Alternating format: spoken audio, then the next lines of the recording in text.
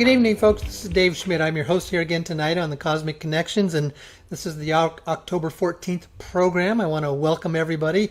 I'm here in my home in Boca Raton, Florida, and I know as we're getting into this time of the year, for those of you that live up in the northern United States, it's starting to cool down as you're experiencing, the fall weather, but southern Florida, we're still a subtropical climate. It's still up in the high 80s, so it's still very, very nice weather here today, and so all is well here. And Blanca, how are you doing this fine evening there in Atlanta, Georgia? And I visited you. I was up there last weekend for the workshop. So how are you doing tonight? That's right. Well, we're having very nice weather, of course, and the listeners always know I like to brag about the fall colors in Atlanta. The trees are starting to show their beautiful golds and reds and cranberries. So once again, enjoying the fall. And yes, it was nice to see you here in Atlanta and to see some of our other friends because Alan and I attended your workshop. It was a great, great time. Folks, on the workshops, the attendance is really falling down. I think it's because of, the situation on the COVID scenario, but you need to know we're doing just fine, and there are no problems there. And I'll let Blanca make some comments, but the response coming in from the people on the new material that I've put together, that they're just absolutely loving it. I had one couple there, they said they've been to 7 different workshops, and they said this is absolutely by far the best that they have ever heard or seen. The new material is very good, it's very relevant, and it's very practical and pragmatic into what we are moving into and where we're going as a humanity and how all the money fits into that. So Blanca, why don't you go ahead and just share your comments about what you thought of it, because you were there, and it's best sometimes that it comes from someone else other than me. So, yeah. Well, that's right. Well, of course, it was nice to see you and nice to see, I'm going to call them friends now, because these are people that I've seen in other workshops that you've done in Atlanta and other cities in the Southeast. And it's lovely to see them and connect with them and to see how solid people are becoming in terms of their individuality and their convictions and their sense of, how can I say this, sovereignty, I guess is what I can say.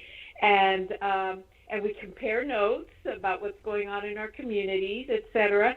And it was nice because the hotel, of course, like most businesses that are very public, said that, masks were encouraged, but there was no real strict enforcement. Now, there were some people who did, wear their masks, et cetera, and there were some who didn't.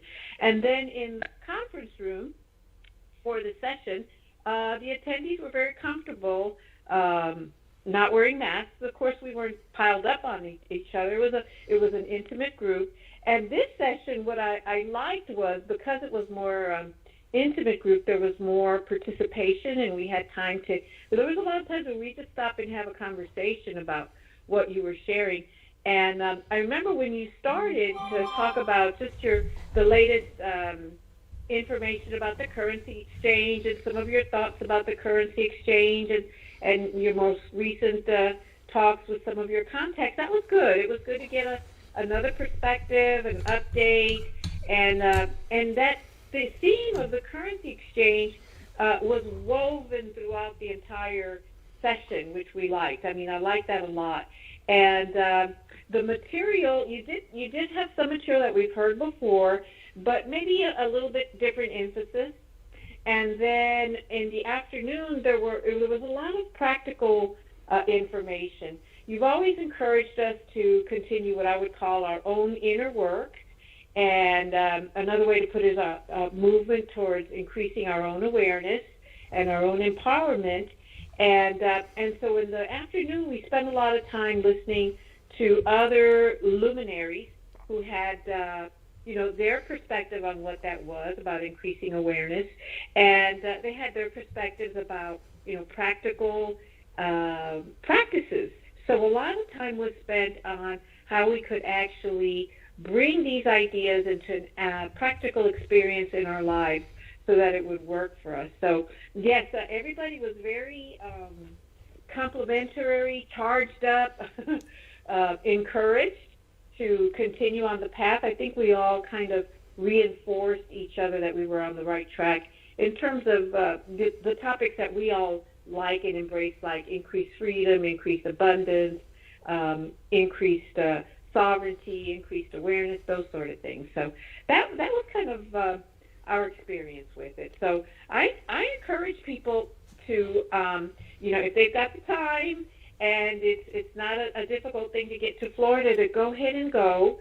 I know some people still may be a little cautious about the COVID thing, but if people have been paying attention to even some of the things the CDC has been putting out, a lot of doctors have been coming out, and basically they're saying that this thing is pretty much similar to the flu, and it's some of them are even starting to regret that we went to such draconian, and I picked that word on purpose, measures, on this thing. And so I would encourage people to, maybe get some more information about this, and if you're a little concerned about the safety of it, maybe some more information about this will help ease up any concerns that you have. So those are my thoughts, Dave, and you probably got similar feedback from the other participants.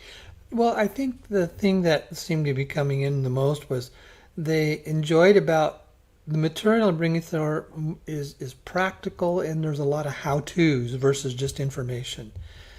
How do you do this certain stuff? How do you make these transitions? What are some of the practical things that you can do? And I'm doing something I have never, ever done before. And for those that are attending the workshops, I'm also now giving them access to the full PowerPoint presentation that I have, because there's hundreds of slides that I go through in the whole presentation. It's all designed around a PowerPoint presentation. And then what it does is they don't have to so extensively take notes, because all the information is there and they can go back, and I basically use a password scenario, and then they can download the PowerPoint themselves with the password that I give them after the attendance. And so that's something new also that I'm doing, is that they get the full complete PowerPoint of my presentation. Now, I haven't done that in the past because I've always had to be very careful, because if it got out too big and too much, we've got people that so oppose what we're doing, they would take it and just destroy it. They would, tear it apart.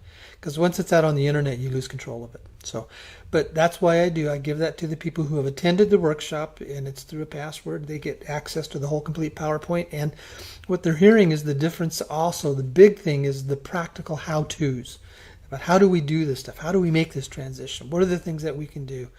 And then again, like you had mentioned, Blanca, I do share a lot more information about the currency exchange that I can share in a small private group that I just can't share on the internet because of security issues. So, yeah. But okay, well, anything else then you would like to share with us?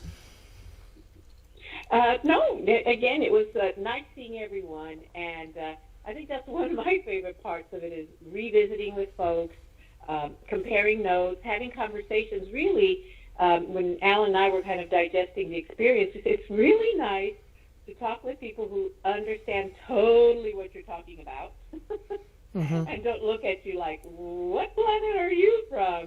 And so that's always nice. It's nice to talk with people who have, similar experiences. They're working on similar things in their lives, and so that's always really nice. Yes. So the schedule is November 7th, which is a week from Saturday. We're in Fort Lauderdale, Florida here, and we have plenty of room. There's not that many people signed up yet, so just know that there's plenty of room. And folks, I always say, if you want to be there, I want you to be able to come. Now, yes, I have to charge because I have to cover my expenses, and this is also how I supplement, my living, and how I make a living by people showing up at the workshops. But if money is tight for you, I have the scholarship rates. So I want you to be there, because it's a whole different scenario when we get to have a full, complete day to digest all this information, and then we get to interact and share it with other people, and the questions get answered, and the questions coming from the people are always so helpful for all of us. So, that's so I'd love to have you there. That's November 7th. Now, I had November 21st as Oslo, Norway, and I've been communicating with Jan, the man there that's in Norway, and as of now, we're probably going to have to cancel that, because Norway still is clamping down on people coming in from the United States, and I would have to go through a 14-day quarantine before I'd even be able to do the workshop. So I'm not going to go to Norway and sit in a hotel room for 14 days just to do a workshop. So, but we've got a couple of weeks to see if things open up. But as of now, it's not looking really good for Oslo, Norway on November 21st. But I am still going to go ahead and go forward.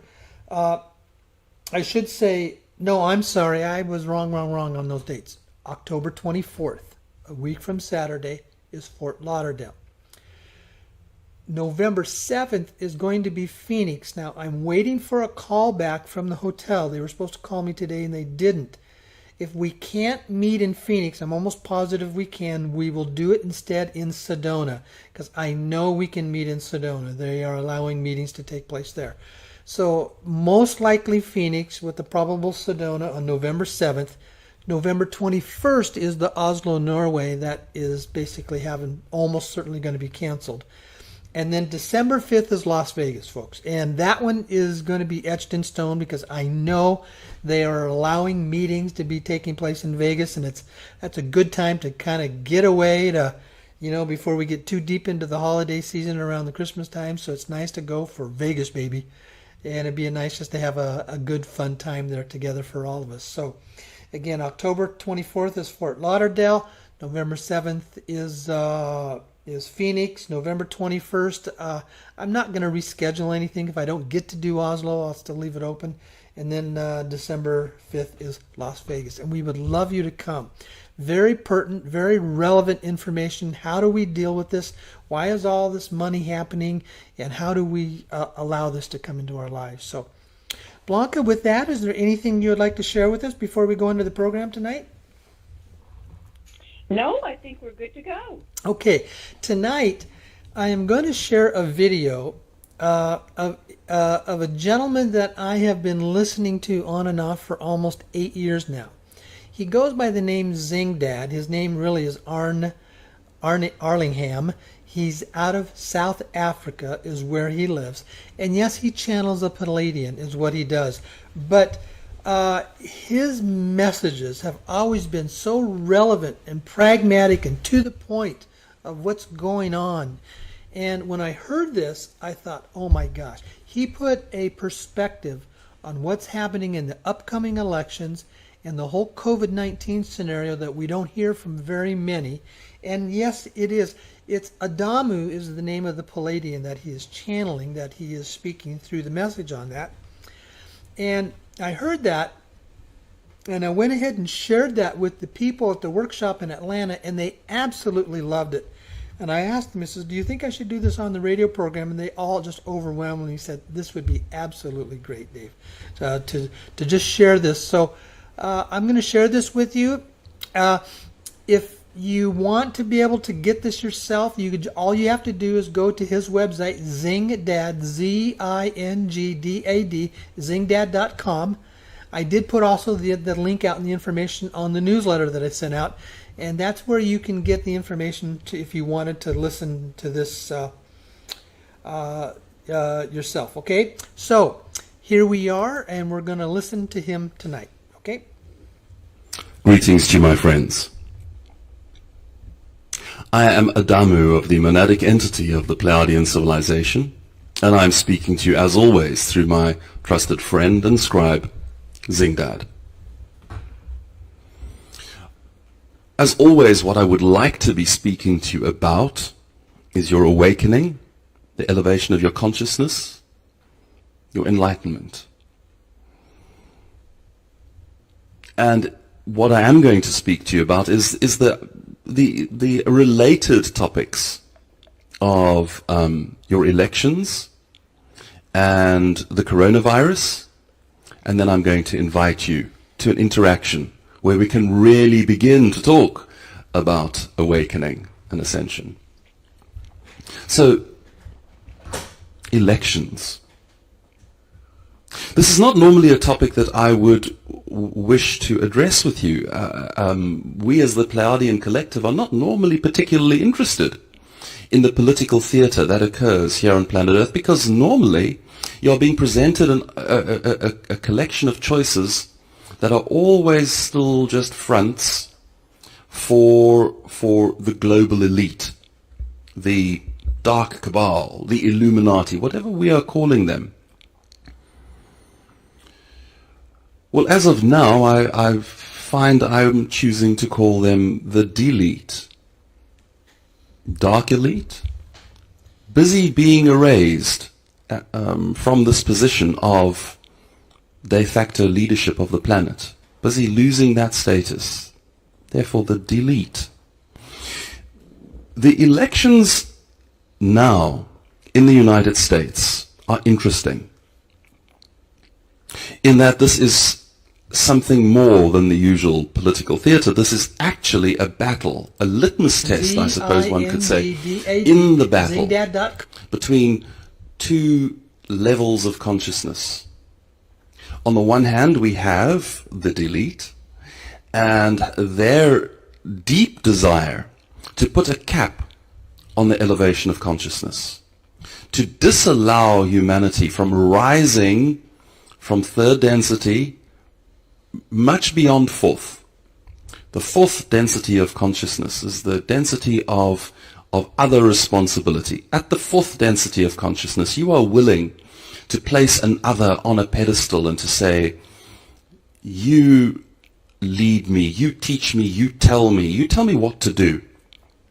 And the delete offer you idols to place on those pedestals, in the form of all of their useful tools, in the form of press, the figures of authority that appear in the news, in the form of their politicians, and they make a business of possessing politicians, of buying them in a variety of ways, controlling them, manipulating them. Entertainment, they make a business of making sure that entertainment fits within their agenda and that the stars that you worship, your stars of entertainment, are also agents under their control, also possessed. And it goes deeper than that. They have been working for quite some time now to make sure that they are in control of educators, of scientists, and as always, pastors and popes, religious authorities, religious figures.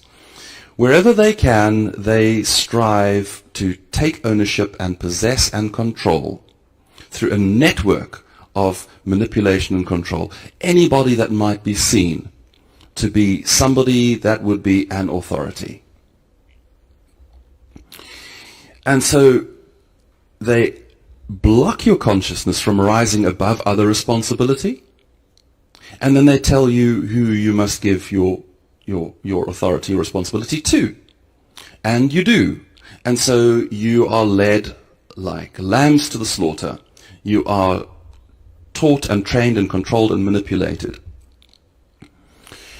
And a substantial section of human population continues to be manipulated and controlled in this way. Their consciousness continues to be held at that level, for density and lower, other responsibility and lower. But the awakening that is occurring through a variety of agencies, star seeds, light bringers, beings of high consciousness incarnating here, iteratively going through the pain of the shattering, and now at this time awakening, now at this time bringing bringing new light into the human noosphere, helping you to awaken above 4D to 5D and above, which is the consciousness of self-responsibility, and above 6D is unity consciousness.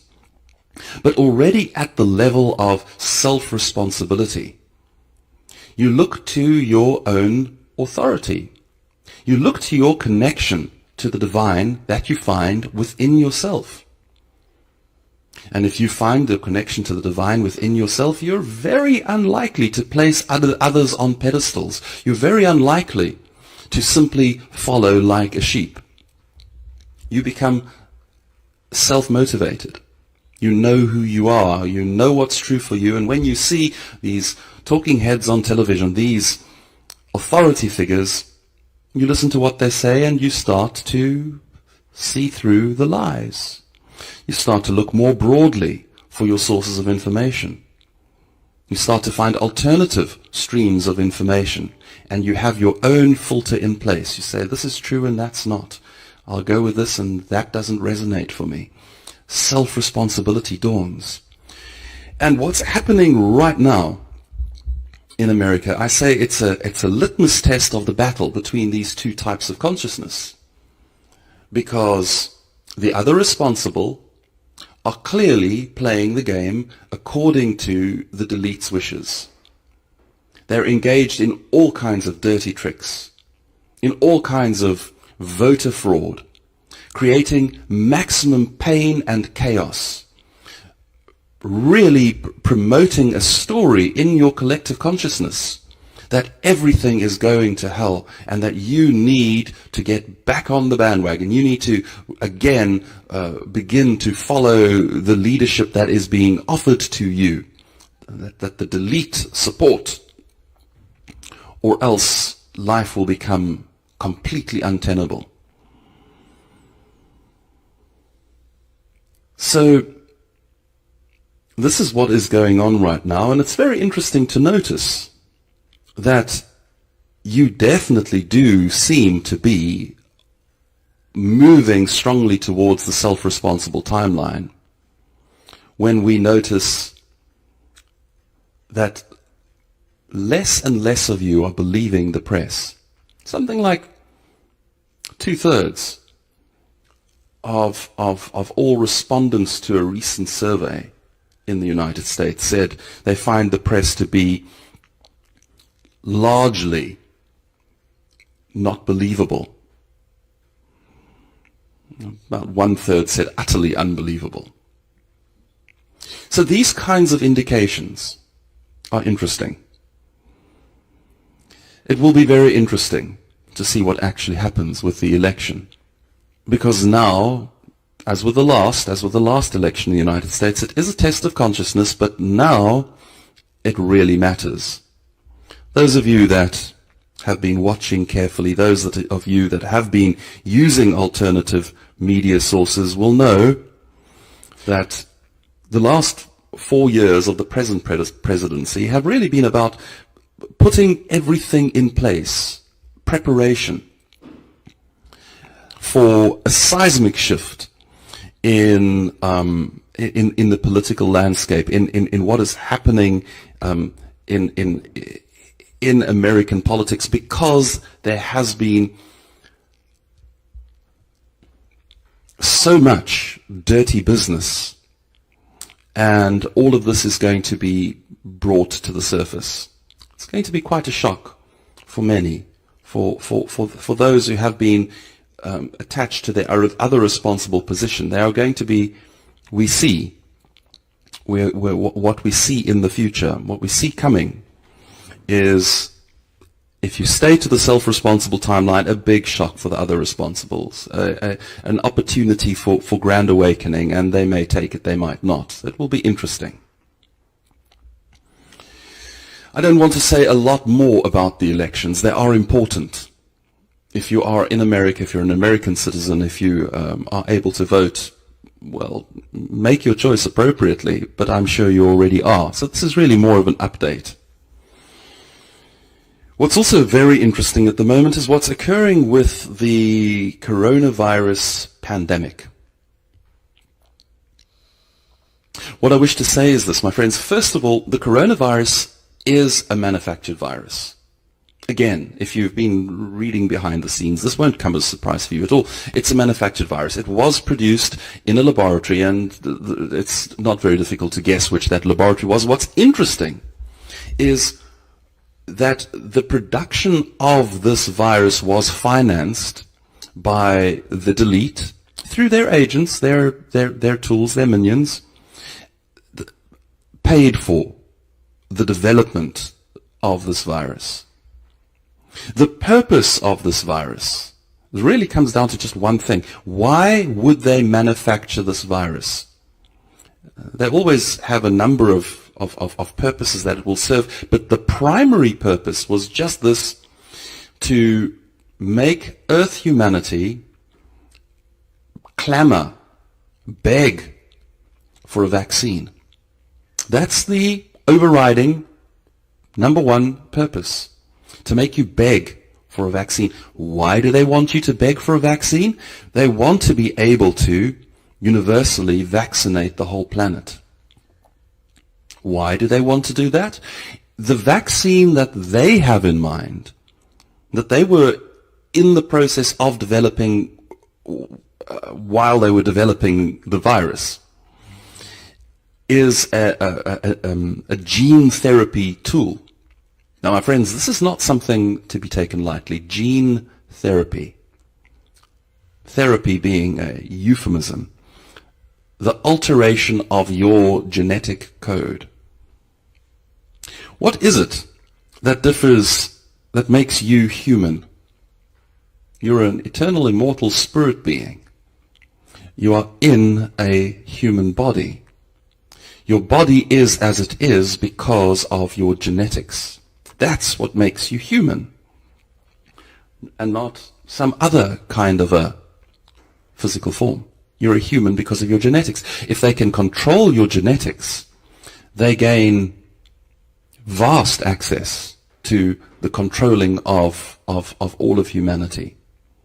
And what they wish to do, we've spoken about this just a moment ago, the capping of consciousness, keeping you below that threshold where your consciousness awakens to self-responsibility. And yes, it can be done through genetic means. Your genetic code is a lot more than your science currently usually represents. That is to say, most who follow what science teaches would understand that it's really just, it's purely material. It's your genetic code is a collection of amino acids that result in the building of your body and nothing else. Well, it is already understood by certain of your scientists that your genetics are far more than that, and that you can actually manipulate and control the kind of consciousness that can be held in, that can be propagated into a body, and the kinds of thoughts that can easily be thought. You can limit the connection between the light body and the physical body by damaging, essentially, the genome. And this is just one of their strategies. They really are control maniacs, the delete. They want total control. They want to control you absolutely, and a very powerful tool that they are almost ready to actually implement is by controlling your genome. And this is the purpose of the vaccine. Now, when the vaccine arrives, it probably won't immediately, almost certainly won't immediately have that dire level of activity. Their plan is to reveal to you after the first vaccine that, oh, we need regular boosters because your immunity doesn't last that long towards the coronavirus, and because the coronavirus mutates, and there's a second flush coming across the earth, and we need to vaccinate you again. And the idea is to let you believe that each round, each vaccination, this is it, but that there will always just be a booster, 2, 3, 4 per year for every single human on planet Earth, every year into eternity. That's their plan. Total control, placing a cap on consciousness.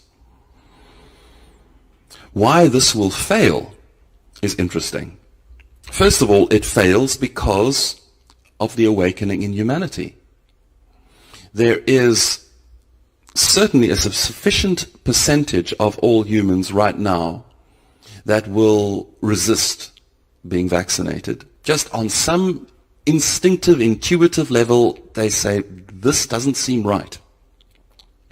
And so there will be sufficient refusal that their plans won't work. But to aid this, there has been a very interesting development.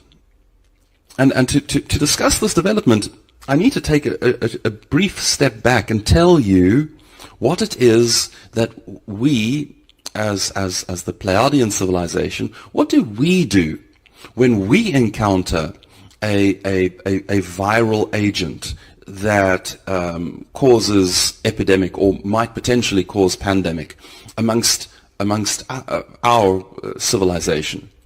What do? Do we vaccinate? We don't.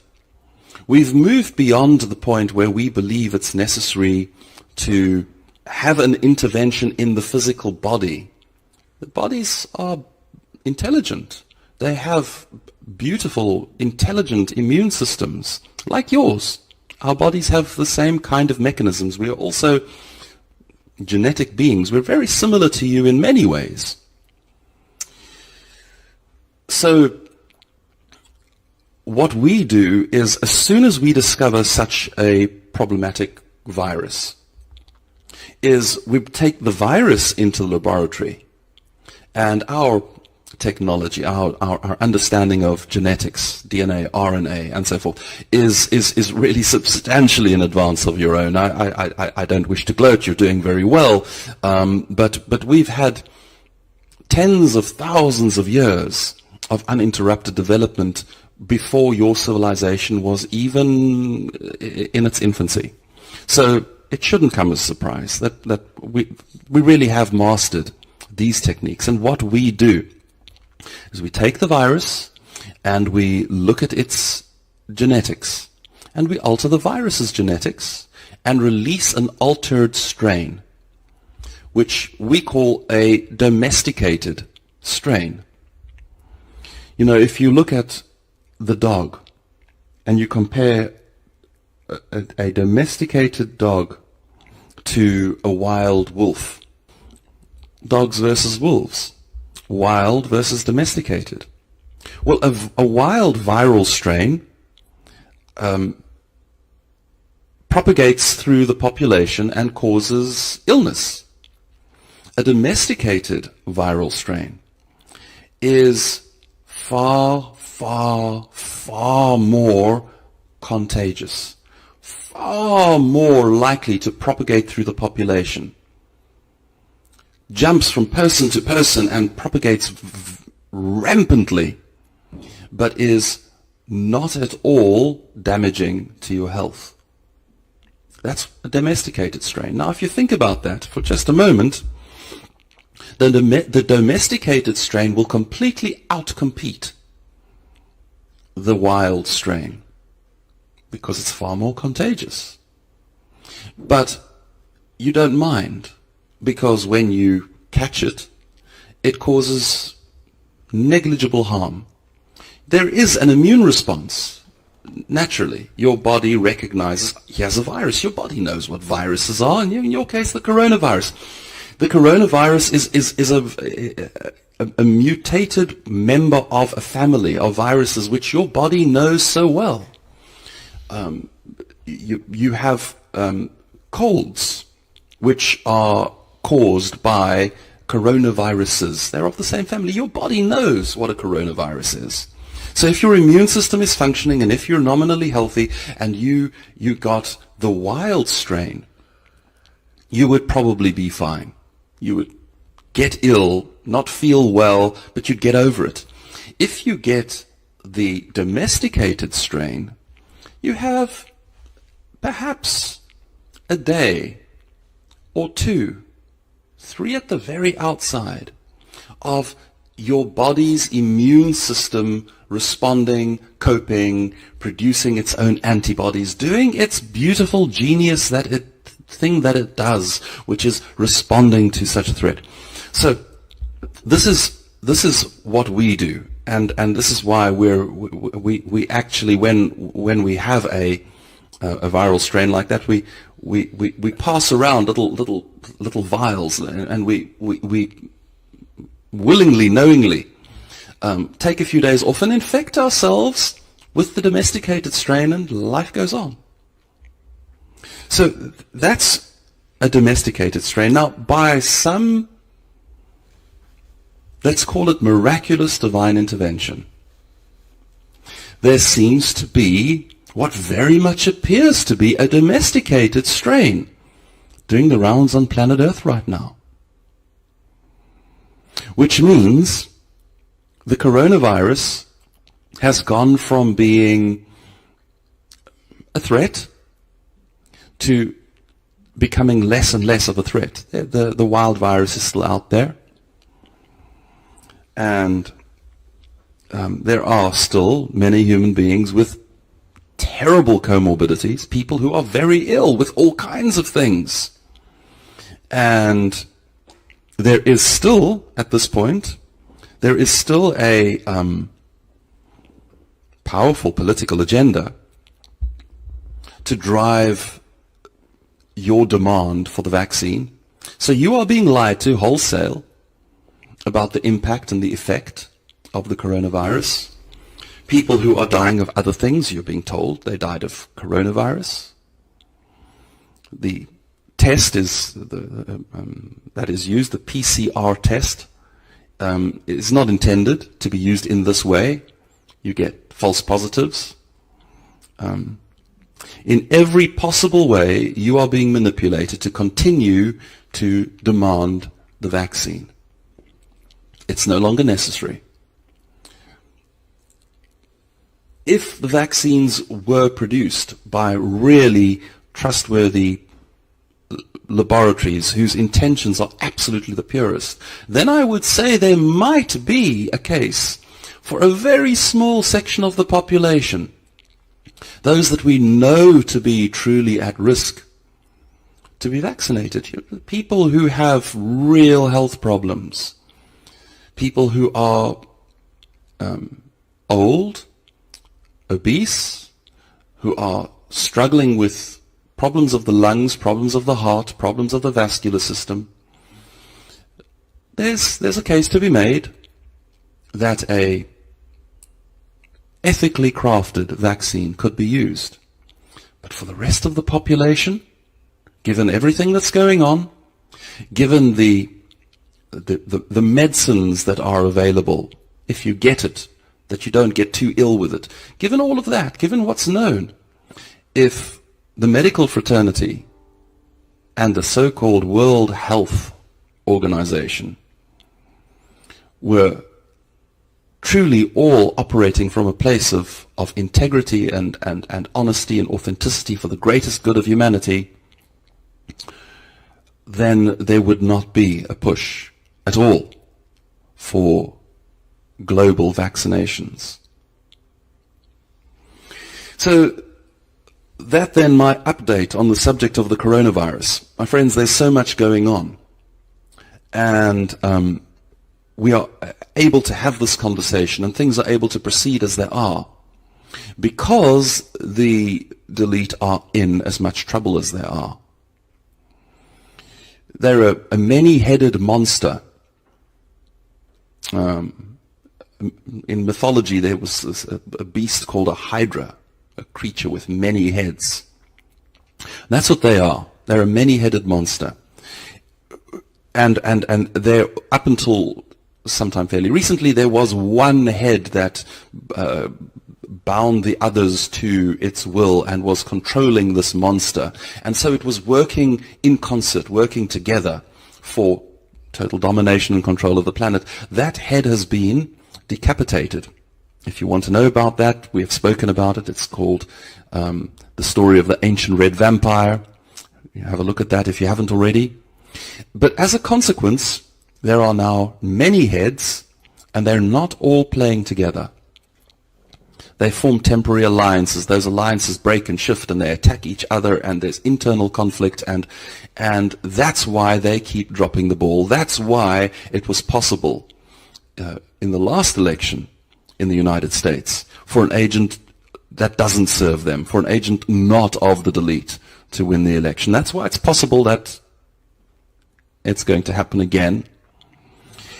That's why the Brexit could happen, and so many of these difficulties that the delete have been struggling with all stem really from this decapitation of their previous head.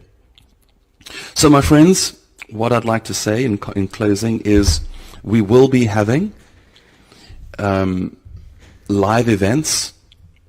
I will be speaking through Zingdad at live events coming soon, live on the internet.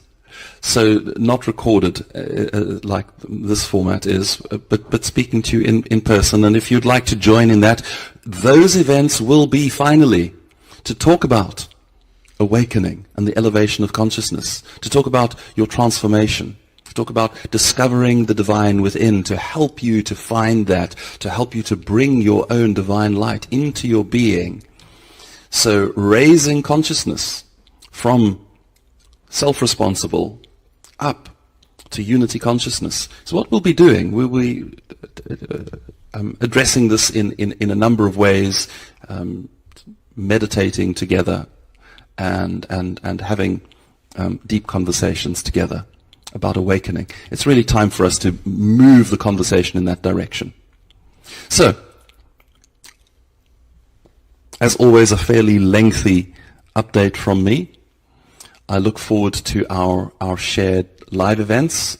Stay tuned. Zingdad will be announcing that soon.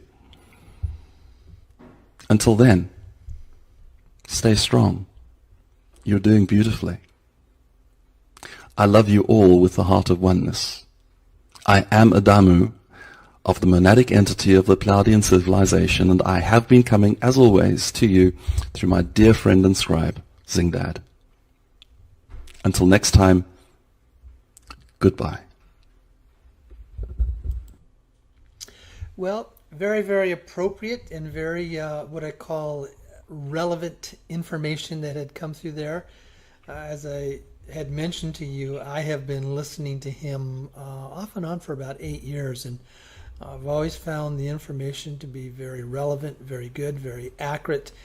And it was just, it so reflects, I think, where I am coming from, that we live in this world with, he calls them the delete, the dark elite, I call them the cabal. That it's their obsession, almost an addiction to power and control and whatever it takes to stay in power and control. And it's obvious that the coronavirus is a part of that. And one of the things that really people, that after we had shared this at the workshop in Atlanta, they picked up is that the message that is coming out of our time together in the workshop is that there is a path and an alternative and a means to free ourselves from that. You see, the currency exchange is all designed to give you time and freedom so that you can do the work that is necessary to stay at what he called the 5th level of consciousness, and then moving into the 6th level of unity consciousness. It takes work to get there, folks. And the vast majority of us, we live in this world where we have to work, and between work time and preparation time and commute time, it takes up 10 to 12 hours of our day. And between all that and then taking care of family issues and everything else, we're lucky if we get 2 to 3 hours a day to ourselves, to do our own inner work. And what we talk about in the workshops is that this is the path that we get to go on now to break free from this world of slavery that we've been in, so we can start doing what is called our inner consciousness work, to be moving into that level of what is called unity consciousness. Ultimately, that is who we are and what we need to be working toward as a humanity. And that's really kind of comprises a lot of the new information that I'm bringing there. So I think it's something that you would love to come and understand. Well, Blanca, why don't you share with me your thoughts with the information there? You had heard it also over the weekend, and now so this is your second time. So share with us what you think about that. Well, it's just an amazing thing that this message comes from a being with a different level of consciousness and awareness, and yet they're sharing thoughts of I am things Adamu that we've talked of on the show, and your workshops have addressed. And I think some of us, yes, we pay attention to this shift in consciousness, and maybe some of us take it as like a side, like a side of mashed potatoes. But really, I think it's the main meal, really, that this is the main thing. If we use the filter that everything we're experiencing now is a result of this shift in consciousness, the people we meet, the experiences we have, the decisions we make, and look at it from that perspective, I think we're going to be in for a very interesting ride. You and I were talking about how you can see that people are really living in different realities right Yes. now. And conversations that you have, you can bring up something that seems pretty obvious to you, and the other person will look at you and blink your eyes like they have no idea why you're saying that, or they can't believe you're saying that. So I think this shift in consciousness is a very real thing, and in fact, he posits that that's what the delete is all about right now, that's what we're seeing right now, because they recognize the shift, and they realize that this shift is a threat to their usual position of dominance and control. Right. Yeah. Let's do this. Folks, if you would like to call in and share your thoughts, or even if you have some questions, let's go ahead and give out the phone number there. And that number is 515-605-9356. And again, that's 515-605-9356. Go ahead and call in, press 1 on your touch-tone phone, and that kind of brings you up at the top of our list here, letting us know that you would like to come in and join us on this. So, Blanca, you so hit on that, is that what we're seeing is this real division beginning to take place of where people are in their levels of awareness and their levels of consciousness. And Zingdad had brought that out, what he's called the fourth level, where you're always surrendering or submitting yourself to someone who's in power and control, the authority figures. You allow them to dominate how you think, what you value, who you are, and your life is, in essence, is somewhat overridden by them. And it's almost like you're living your life for them and not for yourself. And then when you start moving into, what he called the fifth level of consciousness, is that you become self-aware. You let that world be, you let those things be, because you understand that your real purpose in life here is part of your own development for your own awareness, your own expression, your own expansion of who we are as humanity, moving into understanding who we are. And he didn't go into into much of it, but then he says ultimately it's always moving into what is called that sixth level of consciousness, which is unity consciousness, where we come together as a unity of people. And where Adamu, the Palladian, comes from on that level, they pretty much live that way.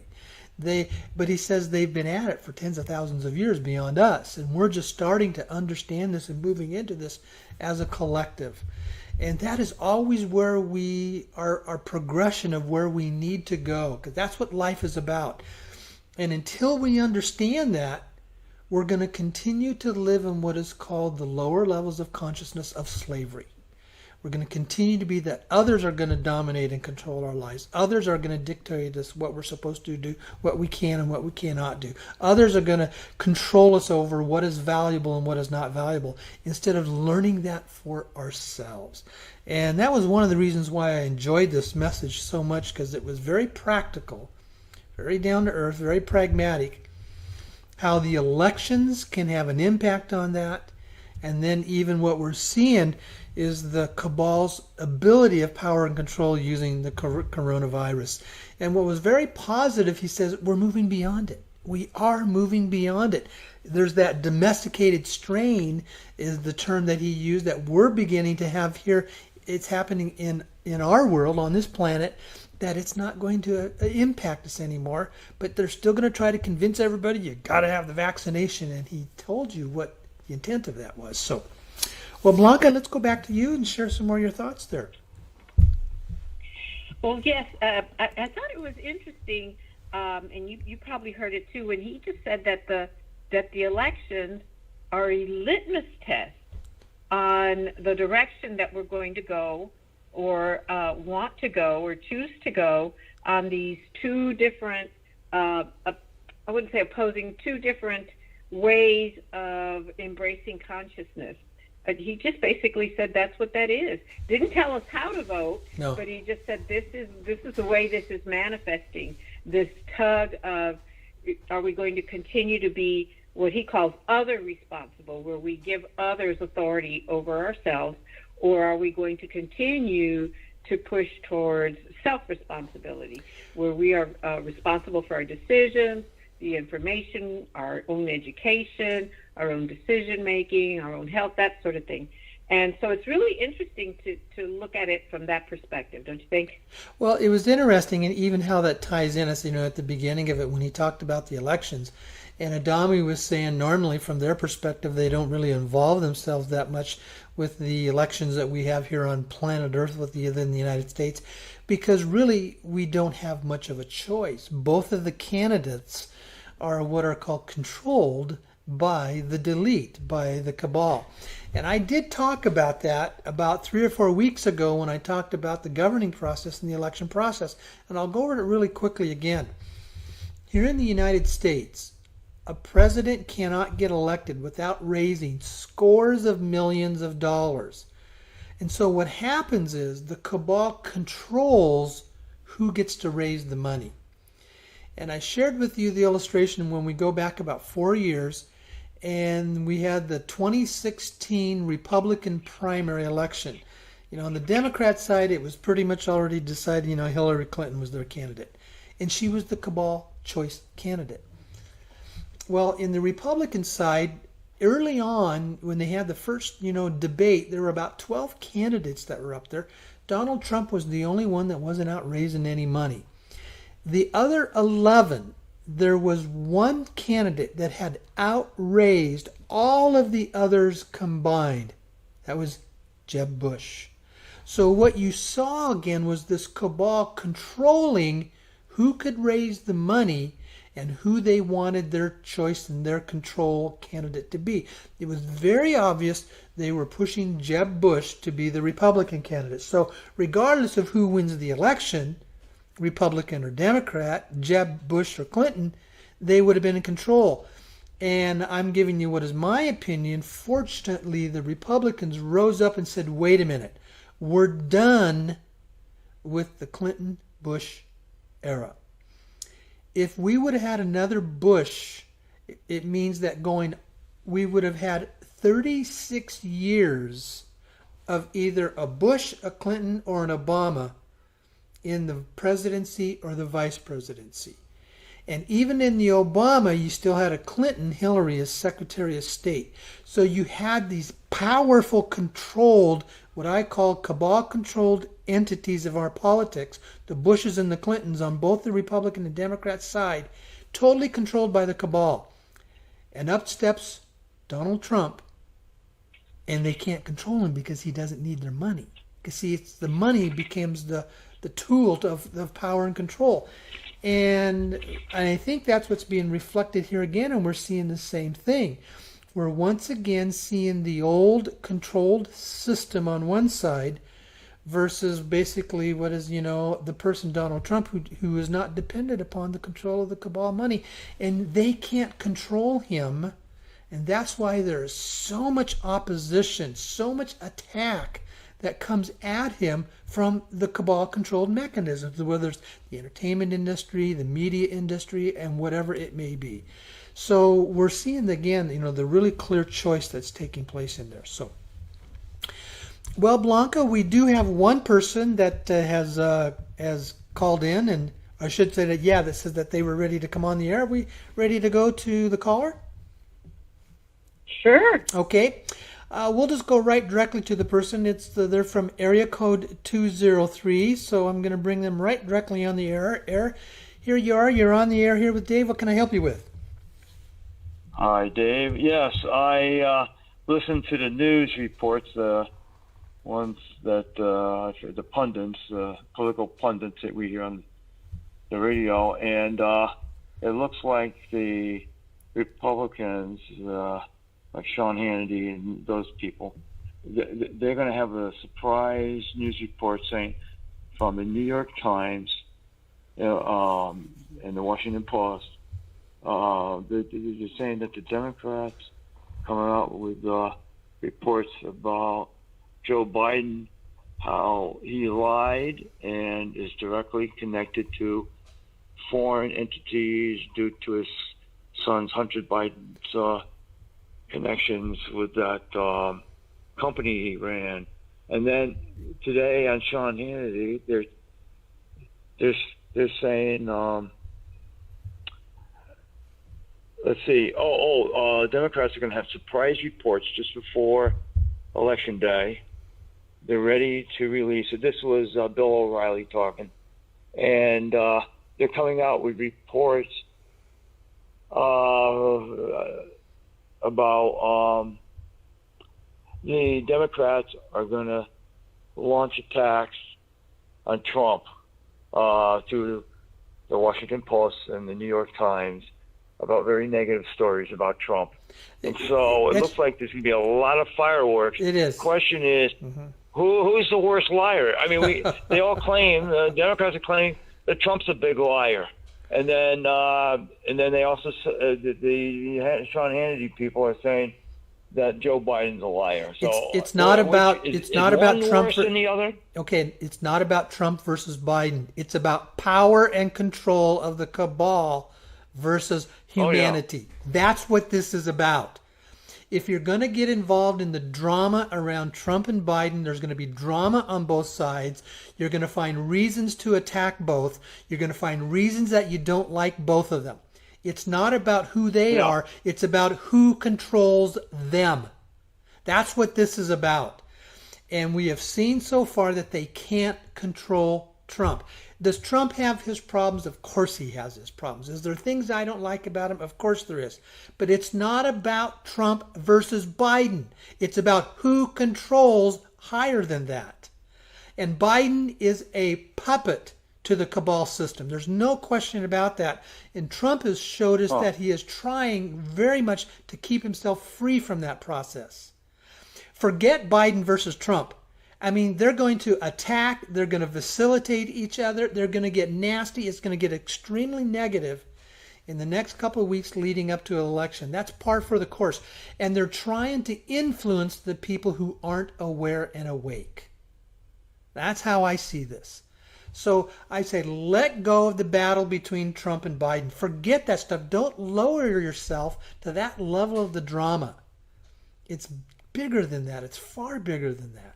And just let it be. Keep yourself in a very high and positive vibratory state and let the lower level drama, just let it go on. And I use the term be the observer versus the participant in the drama that's going on out there. Okay, yeah, go ahead. You had some other things you want to say. Yeah, I was going to say it's pointless to know which one you want to believe in or know which one is more corrupt or a bigger liar. I mean, it's just senseless to try to connect to either one of them. So why vote? Why vote on either one? I mean, which is the better one to have as president? I mean, we've got the Lincoln, like you had 60 Minutes this past weekend, the Lincoln Project. Republicans absolutely despise having Trump be reelected, and they're directly campaigning against him. So I don't know if you missed that on 60 Minutes, but so why vote? Why should anybody vote then? Because if you vote, then you're choosing to be a slave and let others make the choices for you. That's why. Come on. Why would you even think that way? Do you want other people totally controlling you? You're back to almost the third level of consciousness if you want to live in that form of a slavery. At some point in time, every single one of us need to take responsibility for what we understand. I'm not going to tell you how to vote. But for the people that say, why vote, then you're so totally focused on the third dimensional problem of this horrible, horrible, corrupt world, and our consciousness is to rise above that. Rise above it. Let go of this world that is not there. As a human being, our job is to keep ourselves rising up to higher levels of consciousness, and we come to understand that the world we live in, and I've talked about this many times on the program, this physical world is nothing but a holographic illusion, and it's not real. And it's designed, the cabal uses that as a mechanism to keep us stuck here in slavery and keep us controlled by them. The question for you is, where do you want to be? Now, different political leaders can help us move out of that. But if you say don't vote, then you're just choosing to stay in your form of slavery. How long do you want to stay there? That's well, then the question is, do we vote for Biden or Trump? It's a very difficult decision to make, isn't it? If you can't see that of a consciousness perspective, remember, the cabal can't control Trump. They have never been able to control him because he doesn't need their money, and money is their tool of control. Didn't you hear what I had to say earlier? You have to raise scores of millions of dollars just to become the candidate for the president, and the cabal controls who raises the money, and whichever candidate gets elected, they reminding them, you got there because of us, and if you don't play ball our way, we will control you, and if you don't surrender to that, you'll end up like John Kennedy. That message is so clear in the politics of people who understand that. Remember, I've been around this stuff for 25 years. I get it. Trump is the first president we have had in close to 100 years that cabal money could not control him because he didn't need it. He didn't need their money. Why do you think they so aggressively attack him? Why do you think the media is so negative toward him? Because they attack him because the media and the entertainment industry and the others, they're all controlled by the cabal, and Trump doesn't play their game. Now, is it that it's not about do I like Trump or not? That's not it. It's not it at all. It's about who is controlled by the cabal, and at what point in time do we want to become free of that? That's what this is about. Interesting. Okay? Does that help? All right, okay, yeah. Yes, it does. Yeah. Thank you. Okay, Thank you very much. You bet. Thanks. Thank you. Bye-bye. Okay. Okay, folks, I understand I got a little demonstrative there, but hello, come on. What kind of a world do we want to live in if we can't see? You see, if we spend so much time focusing on Trump versus Biden and their personalities, then you're living at the lower level of consciousness of the default thought system that sucks you into that so it controls you. Our job is to rise above it. Let them be who they're going to be. And understand that the political system is not about Republican versus Democrat. It's not about Biden versus Trump. It's about consciousness or slavery to the cabal. That's the system. That's the option that is being presented to us here. And almost anybody should be able to see it and understand the difference between the two for what is there. Trump has always been the person that they couldn't control him. Look at the recent issues that have been coming out about the recent stuff that's been... I'm not going to go into that, but I'll get going more than what I need to.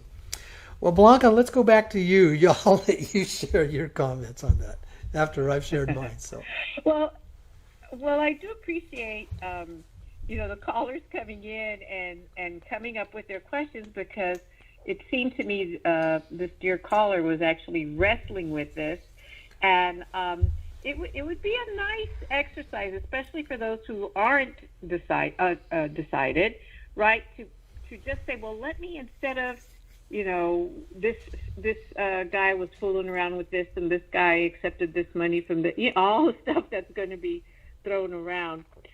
Maybe say, well, let me look at this with a different filter, which is what you were encouraging them to do.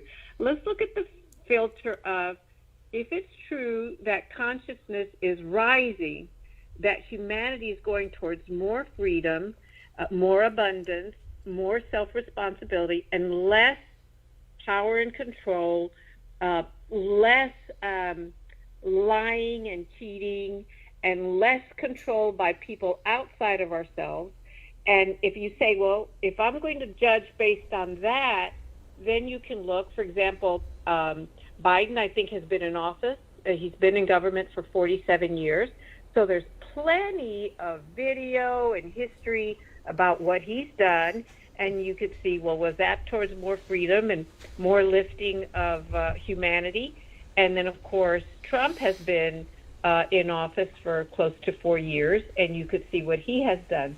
Now, the interesting thing is where are you going to go for your source of information? Because certain ones he named, like Hannity, and I think he named Bill O'Reilly, he's going to hear a more conservative slant, because, of course, that's where those people are coming from. And then if he were to look at some of the other, like the CNNs or the MSNBC, he'll be getting a different slant. So I would suggest, and he listens to you, so obviously he's open to alternative media. I would say look at some alternative media people who present information, and then go from there. So perhaps this is the way the speaker that you put on today, Zingdad, said it's a litmus test of consciousness. Yes. So maybe we can start looking at it that way. Okay, if it's a litmus test for consciousness, what do these two candidates represent in those terms? And one's going to have to go a little bit higher, like you were encouraging him to do, instead of, the salacious, who's flinging this mud and who's not flinging this mud. Good. Well, we don't have anybody else that is saying that they wanted to call in to make comments or questions, and we've been going for almost approaching an hour and 10 minutes. I'm willing to call it an evening, Blanca, if you are. Because I think so. Yeah, I try not to make the programs be too long, but it's interesting. It's challenging for all this. And folks, remember, I don't make any judgment about who it is you're going to vote for and stuff like that. I really try not to do that. Everybody is at different places in their lives about how we work through this stuff. Obviously, I have my opinion and my perspective. And you may have that a little different because you're at a different place walking down this path of life than what I am, and so you may see that differently. At the end of the day, regardless of who gets elected, it's always important that we learn to rise above, and it's what Zingdad said, so you're in that fifth dimension of consciousness and not the fourth. You're not surrendering to the power and the control of the political system, of allowing them to dictate how you feel about yourself, how you view life, how life goes on for you. You rise above that and learn to find it within yourself. And that way, then, whatever goes on out there in the political world, you're just an observer. And you're at peace within yourself. And you're not participating in the drama debates in your mind with what's going on in politics. I learned that. I was in the political world for about 25 years. I was an elected official myself for 12 years. And I've come to understand that I used to be a hardcore participant in the political process.